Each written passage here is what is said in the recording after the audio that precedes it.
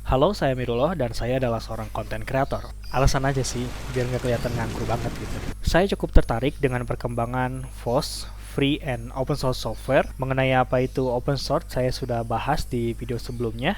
Dan di video ini, saya akan membeberkan beberapa software yang saya pakai untuk keperluan saya tentunya. 7 software ini sudah sering saya pakai, sehingga saya bisa merekomendasikannya kepada kalian untuk dicoba. Dan saya akan urutkan sesuai frekuensi saya menggunakannya, sehingga semakin sering saya pakai, semakin rendah peringkatnya. Jadi ini bukan urutan kualitas aplikasi ya, tapi urutan sesuai dengan kepentingan saya. Oke, let's begin to the list.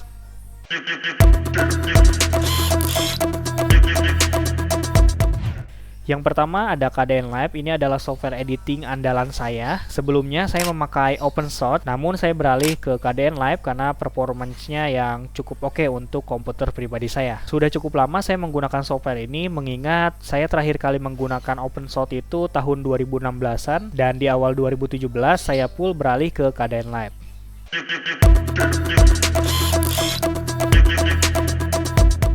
Mungkin tidak perlu saya jelaskan lagi ya mengenai software ini, karena software ini juga sudah cukup populer. Namun sesuai namanya, Blender, software ini seakan-akan mencampurkan banyak sekali software. Karena kita bisa pakai Blender untuk membuat objek 3D, animasi 2D, sculpting, compositing, motion tracking, dan bahkan video editing. Saat ini pun saya sedang memikirkan untuk berpindah software video editing dari KDN Live ke Blender. Karena menurut saya pribadi, cutting dan join clip di Blender cukup nyaman dan cepat gitu.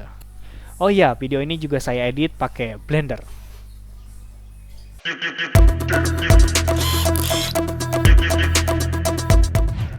Ini software untuk memanipulasi gambar, sama seperti Photoshop, walau memang fiturnya tidak sewah Photoshop, tapi bagi saya pribadi, software ini cukuplah untuk edit-edit foto saya jadi lebih bagus. Bagi kalian yang tidak memiliki dana untuk berlangganan Photoshop, kalian bisa coba software ini. Siapa tahu cocok untuk keperluan kalian.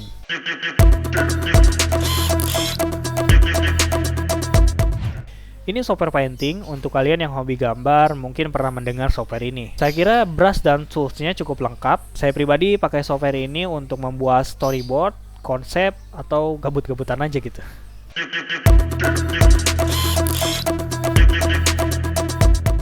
Ini kayaknya juga software yang cukup populer ya, jadi saya tidak perlu jelaskan lagi. Tapi the best software for broadcasting and screen recording lah.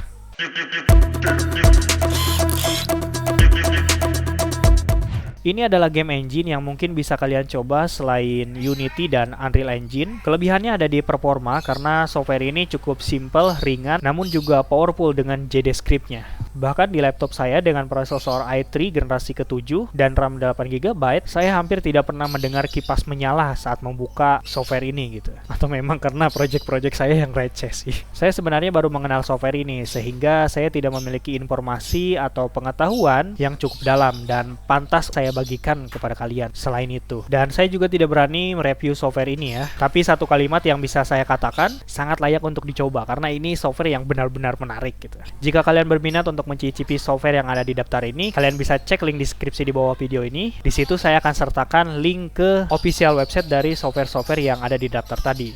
Saya Amirullah, terima kasih.